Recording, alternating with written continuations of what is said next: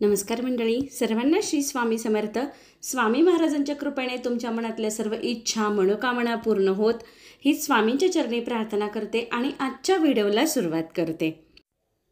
पितृपक्ष सुरू झालेला आहे. पितृपक्षामध्ये आपल्याला पितरांची काय सेवा करायची असते, कुठले उपाय करायचे असतात, जे तुम्हाला करायचे आहेत त्या संदर्भातली आजची माहिती आहे.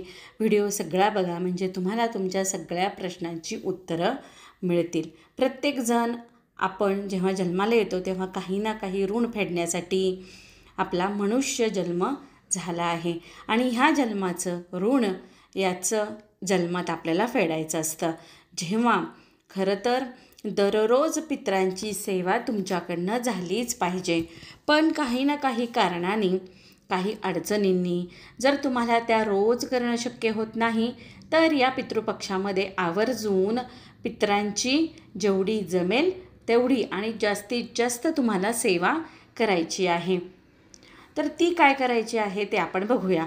सगळ्यात आधी संक्षिप्त श्रीमद भागवत ग्रंथाचं तुम्हाला पारायण करायचं आहे या पितृपक्षामध्ये. आता ते पारायण कसं करायचं, त्या पारायणाची काही नियम अटी आहे का, त्या संदर्भात आपण नंतरच्या व्हिडिओमध्ये बोलूया. आता फक्त मी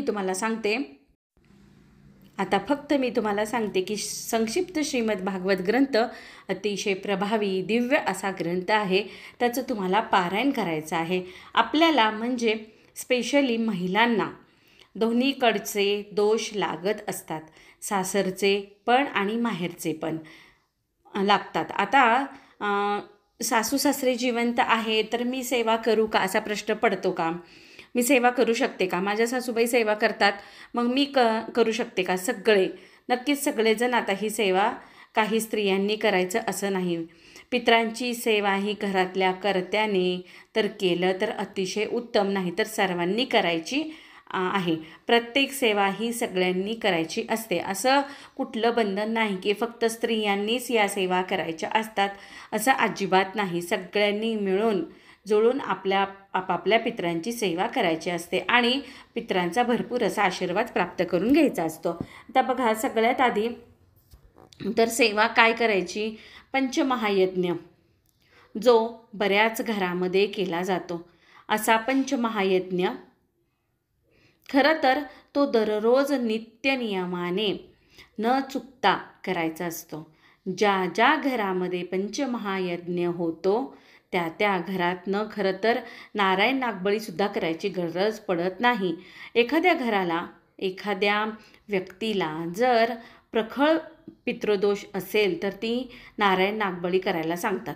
आणि खरं सांगते, नारायण नागबळी खूप मोठा विधी आहे, खूप चांगला विधी आहे, जो त्र्यंबकेश्वरला जाऊन केला जातो. आणि जेव्हा नारायण नागबळी केली जाते ती फक्त 3 वर्षापर्यंत असते. 3 वर्षाला तुम्हाला नारायण नागबळी करायला सांगतात, पण त्या वेळेच्या अभावी 3 दिवसाची पूजा असते. ती पूजा वेळेच्या अभावी किंबहुना पैशाच्या अडचणीमुळं पण आपण त्या करू शकत नाही. पण ज्या ज्या घरामध्ये पंचमहायज्ञ केलं जातं तिथे नारायण नागबळीसुद्धा करायची तुम्हाला गरज पडत नाही. इतकं प्रभावी हे पंचमहायज्ञ आहे. जसं ऋण फेडण्यासाठी आपला जन्म झाला आहे तसं यज्ञ करण्यासाठी सुद्धा आपला जन्म झाला आहे. आता यज्ञ म्हटलं की खूप काही करायचं आहे असं अजिबात नाही. 1 रुपयासुद्धा खर्च न करता तुम्ही तुमच्या घरातला पितृदोष, तुमच्या कुंडलीतला पितृदोष तुम्ही काढू शकता, कमी करू शकता. 1 रुपयासुद्धा खर्च करावा लागणार नाही. पंचमहायज्ञ काय करायचं ते तुम्हाला सांगते. सगळ्यात आधी तर असंख्य महिलांच्या अडचणींपेक्षा पंचमहायज्ञाचे पित्र आहे त्यांची सेवा करणं, त्यांना तृप्त करणं हे महत्त्वाचं आहे. पंचमहायज्ञ म्हणजे 5 यज्ञ तुम्हाला करायचे असतात. तर 5 यज्ञ म्हणजे काय, तर पितृयज्ञ, मनुष्ययज्ञ, त्याचबरोबर ऋषीयज्ञ, असे जे 5 यज्ञ असतात ना, तर ते तुम्हाला त्यांच्या संदर्भातला आपल्याला रोज काय करायचं आहे असं देवयज्ञ तुम्हाला सांगते. देवयज्ञ म्हणजे बऱ्याच घरातनं खूप सुंदर पद्धत आहे की सकाळी उठल्या आधी त्या अग्निदेवतेला भोग दिला जातो. त्याला अग्नियज्ञ म्हणजे म्हणतात, त्याला नैवेद्य दिला जातो. आणि नंतर मग स्वयंपाकाला सुरुवात करायची असते. म्हणजे सकाळी उठल्या उठल्या एक कागदाचा तुकडा घ्यायचा, त्यावरती थोडंसं तूप घालायचं आणि ते अग्नीला अर्पण करायचं. म्हणजे अग्नीला ते आपल्याला नैवेद्य म्हणून दाखवायचं आहे. नंतर आता बघा, आपण सकाळी सकाळी जेव्हा चपाती किंवा भाकरी जे काही करतो ना, तर त्यातलं आपल्याला चपाती किंवा भाकरी जी आपण सुरुवातीला करणार आहोत, तर त्याच्या 2 चांदक्या, अगदी चपाती जरी असेल किंवा त्याचे 2 भाग करायचे किंवा एक जरी असेल तर त्याची 1 चांदकी असा अर्धा भाग करायचा, तो कावळ्याला खाऊ घालायचा. हे झालं पितरांचं यज्ञ, कावळ्याला खाऊ घालायचं. आता आपल्याकडे कावळे येत नाही, मग आपल्या टेरेसवर आम्ही चपाती ठेवू शकत नाही, मग काय करायचं असा प्रश्न पडेल. अशा वेळेस तुमच्या गॅलरीत तुम्ही चपाती ठेवून कुठलंही बघा, रोज कावळा येईल असं कधी होईल कधी नाही, पण कुठला ना कुठला प्राणी पक्षी येऊन तो घास खाऊन जाईल. तुम्ही तुमचं यज्ञ करायचं आहे, तुमच्याकडनं ते करून घेणं, तुमच्याकडनं घास घेणं, हे सगळं पितृदेव बघतच असतात. जसं ज्या पद्धतीनं तुम्हाला त्यांची गरज आहे ना, त्यापेक्षा जास्त त्यांना तुमची गरज असते. म्हणून तुम्ही 1 पाऊल जरी टाकलं तरी ते सुद्धा तुमचं कर्म, तुम्ही जे हे काही करत असता, यज्ञ करत असतात ना, त्याच्यामुळे तुमच्या अडचणी जितक्या जास्त प्रमाणात कमी होणार आहेत की तुम्हाला ते वाटणार सुद्धा नाही की आधीच आयुष्य एवढं खडतर होतं आणि मी जेव्हा हळूहळू पितरांची सेवा करायला लागलो ना, त्याच्यामुळे खूप जास्त फरक पडला आहे आणि बऱ्याच महिलांना याचा अनुभवसुद्धा आलेला आहे. आता एक अर्धा चपातीचा भाग तुम्हाला कावळ्याला द्यायचा आणि अर्धा भाग तुम्हाला गाईला द्यायचा आहे. आता शहरांमध्ये गाई येत नाही, मग आपल्याकडे गाई येत नाही, मग अशा वेळेला काय करायचं, किंबहुना रोज रोज गाई आपल्याकडे येत नाही, तर अशा वेळेस आपण बघा, गाईचा जो घास आहे ती म्हणजे जी चपाती आहे ना, ती तुम्ही काढून ठेवा आणि मग त्या ठिकाणी कुत्रा येईल, कुठला तरी प्राणी येईल आणि कुठला तरी पक्षी येईल आणि तो खाऊन जाईल. पण हे नित्यनियमाने करायचं आहे. आता समजा कधी तुम्ही गावाला गेलात किंवा कधी कधी नाही जमलं, एखाद्या वेळेस चुकून राहून गेलं तर हरकत नाही, पण शक्यतो करावं. जर तुम्ही नित्यनियमाने हे केलं ना, तर 1 वर्षभरात जरी तुम्ही हे केलं तर तुम्हाला खूप चांगला अनुभव येईल. तुम्ही करून बघा. आणि सांगते, बऱ्याच वेळा कमेंट्स येतात की मुळात याला कुठलाच खर्च नाही, मग तुमच्याच घरातल्या वस्तूने तुम्हाला ते करायचं आहे, अनुभव येतो. म्हणजे प्रचंड महिलांना याचा अनुभव आलेला आहे. 3 यज्ञ झाले, आता 4था यज्ञ. रोज ना रोज आपल्या घरामध्ये कोणी ना कोणी येत असतं, मग लहान बाळ खेळायला किंवा आपली मैत्रीण येते किंवा मिस्टरांच्या ओळखीचं कोणीतरी येतं. मग आपल्या कामवाल्या म्हणजे मावशी असतात, आपल्याला मदत करायला येतात त्या. मग ज्या ताई आहेत ना, त्यांना मग अशा वेळेस काय करायचं की एखादं बिस्किट द्या, चहा द्या, पाणी द्या. थोडक्यात काय, तुमच्या घरातून कोणीही निर्मुख जाणार नाही याची काळजी तुम्हाला घ्यायची आहे. आता एखाद्या दिवशी जर कोणीच नाही आलं तर मग आपण बाहेर गेलं, मग तिथं कोणी भेटलं तर मग त्यांना देऊ शकतो आपण. मग एखादी व्यक्ती दिसली, मग ती हरकत नसेल तर बरं का, तीही त्यांची, किंवा एखादा गरीब माणूस दिसला, मग छोटं बाळ दिसलं, त्याला एखादं चॉकलेट दिलं किंवा असं काहीतरी तुमच्याकडून दान होईल. कारण हे जे काही आपण यज्ञ करतो ना, मग हा सुद्धा एक दानाचाच भाग आहे जे तुम्हाला करायचं आहे. आता 5वं यज्ञ आहे ते म्हणजे घरात लाल मुंग्या आहेत ना, किंवा मुंग्याच असतात, नाही तर घराच्या बाहेर किंवा गॅलरीमध्ये खिडकीच्या बाहेर थोडीशी साखर ठेवायची, मुंग्यांना साखर खाऊ घालायची. हा झाला 5वा यज्ञ. बऱ्याच घरांमध्ये आपण बघतो की खिडकीमध्ये पशुपक्षी येतात, मग त्यांना थोडंसं धान्य ठेवायचं, तांदूळ वगैरे ठेवायचे, किंवा जर गॅलरीमध्ये एखादा जरी पक्षी आला तर त्याला तुम्ही धान्य ठेवू शकता. हे 5 यज्ञ तुम्हाला करायचे आहेत. किती रुपये खर्च आला? काहीच नाही. आता किती वेळ लागला?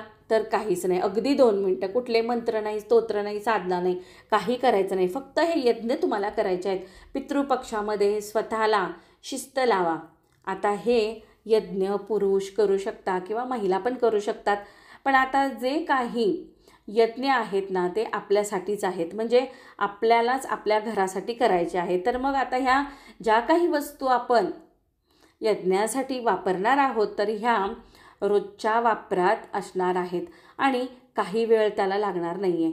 तर मग नक्कीच ह्या 15 दिवसांच्या कालावधीमध्ये म्हणजे किंबहुना जर तुम्ही रोजच केलं तर काही हरकत नाही, पण 15 दिवसात तरी किमान करा. नक्कीच तुम्हाला ती हळूहळू सवय लागेल. तर तुम्ही जे हे केलं ना तर नक्कीच तुमचा प्रखर पितृदोष असेल तर तो कमी होईल आणि पितरांचा भरभरून आशीर्वाद तुम्हाला मिळेल. आता दुसरं महत्त्वाचं की पितृस्तुती स्तोत्रम तुम्हाला पठण करायचं आहे. बघा, पितृस्तुती स्तोत्रम नित्यसेवेच्या आधी सकाळी उठल्यावर घरातली कामं जेव्हा देवपूजा वगैरे करत असतो त्याच्या आधी पितरांची सेवा करायची असते. काय करायचं, तुमच्या घराच्या दक्षिण दिशा किंबहुना तुम्ही ज्या रूममध्ये सेवा करत आहात, अर्थात भाड्याचं घर असेल तरीही तुम्ही सेवा करू शकता, करतच असाल तुम्ही तुमच्या घरातील ज्या रूममध्ये तुम्ही करत आहात तर तिथे दक्षिण दिशेला तोंड करून तुम्हाला बसायचं आहे. कारण दक्षिण दिशा ही पितरांची दिशा मानली गेलेली आहे. ज्या पण पद्धतीने देवांचं आसन असतं त्याच पद्धतीनं पितराचं सुद्धा आसन असतं. पितरांचं आसन म्हणजेच पितरांची सेवा करण्यासाठी एक पितराचं आसन असतं. आता ते काही वेगळं नसतं. ज्या पद्धतीने आपण देवांची सेवा करण्यासाठी आसन घेतो ना त्याच पद्धतीनं पितरांचं आसन सेपरेट ठेवायचं. आता ते पितरांचं आसन घेतल्यावर ते अंथरल्यावर तुम्हाला पितृस्तुती स्तोत्र पठण करायचं आहे. नित्यसेवेच्या पुस्तकात आहे. 1.5 ते 2 मिनटं लागतात. 2 मिनटं पण लागत नाहीत. जे नवीन आहेत ना त्यांना 2 मिनटं लागतील. ज्यांचं पाठ आहे त्यांनी एकदम पटकन करतील. ज्यांना वाचायला काही अडचण येणार नाही आणि ज्यांना ते वाचून होईल ते नित्यसेवेचं पुस्तक जागेवर ठेवायचं. परत पितरांचं आसन आहे ते व्यवस्थित घडी घालून अशा ठिकाणी ठेवायचं जिथे तुमचा त्याला स्पर्श होता कामा नये. ते करून झालं की मग बाथरूममध्ये जायचं, हातपाय धुवायचे आणि मग नंतर देवाची पूजा करायची. आता पितरांचं आसन घेतलं की ते अंथरलं, सेवा केली की त्याच्यावरती परत घडी घालून एका जागेवर ठेवलं आणि हातपाय धुतले की ही संपूर्ण क्रिया होईपर्यंत कोणाशी बोलायचं नाही. पितरांची सेवा झाल्यावर त्या आसनाची घडी घातल्यावर पहिले हातपाय धुवायचे आणि नंतर तुम्ही बोलू शकता. आणि घरामध्ये इकडे तिकडे स्पर्श करायचा नाही, कारण ते पितरांचं आसन असतं. मग त्याला कोणीही दुसऱ्यांनी पण स्पर्श करू नये.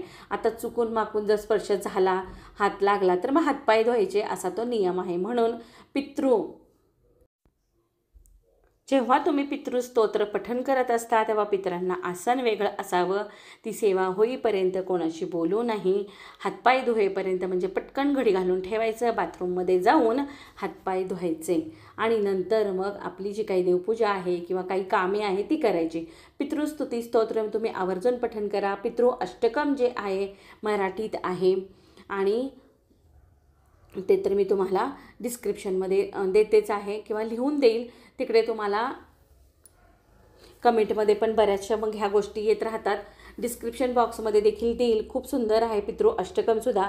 ते दररोज तुम्ही पठण करायचं. आता पितृ अष्टकम पठण करतानासुद्धा पितरांचं आसनच घ्यावं का?